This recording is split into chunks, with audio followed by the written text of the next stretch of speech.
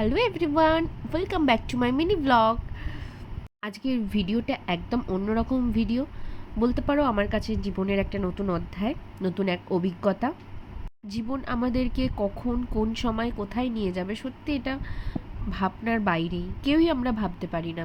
2 মাস আগে যেখান থেকে ঘুরে এসেছিলাম, আজকে সেই মঞ্চেতেই প্রোগ্রাম করতে যাব, এটা তো স্বপ্নের বাইরে।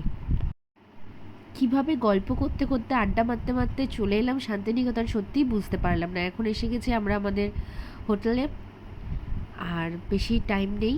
ছোট ছোট কিছু ভিডিও ক্লিপিং যারা করেছে সেগুলোই তোমাদের সাথে আমি শেয়ার করব।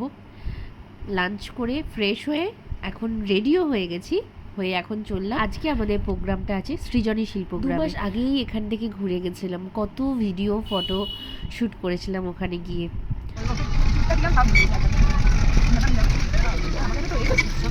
টাটা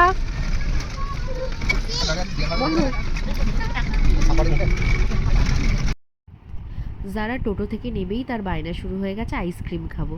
ভিতরে যেহেতু খাবার নিয়ে ঢুকতে দেবে না, তাই ওকে বাইরেই দাঁড়িয়ে করিয়ে খাইয়ে দিলাম। এত বড় মঞ্চে এত লোকের সামনে পারফরমেন্স করব, সকাল থেকে প্রচণ্ড টেনশনে ছিলাম। যাই হোক, এখন আমাদের প্রোগ্রাম ভালো হয়েছে, শেষও হয়ে গেছে। এখন যাচ্ছি হোটেলের পথে। আর দেখো সবাই সুন্দর পারফরমেন্স করে এক গাল ভর্তি হাসি। আর সত্যি কথা বলতে, আমি তো ছোটো থেকে নাচ শিখিনি।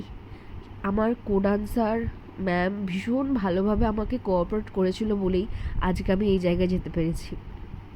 ম্যাম তো আমাকে প্রথম থেকেই সব কিছুতেই সাপোর্ট করে, তার সাথে ছিল ডান্সারও প্রচুর সাপোর্টিভ। আমাদের ডিনার হয়ে গেছে, কিন্তু আমি রিলস বানাই। এতটাই টায়ার্ড যে আর কোনো ভিডিও শ্যুট করতে পারিনি। ফাইনালি এখন করিডোরটার সামনে একটুখানি ঘুরছি আর তোমাদেরকে দেখাচ্ছি। হোটেলটা ভীষণ সুন্দর। এত সুন্দর গার্ডেন, গার্ডেন কে এখানকার কেউ আছো না? এত সুন্দর। আর এটা আমাদের রুম, আর ম্যামেদের রুম। আমার ম্যামেদেরকে ভিডিও করবে না, ম্যামেদেরকে।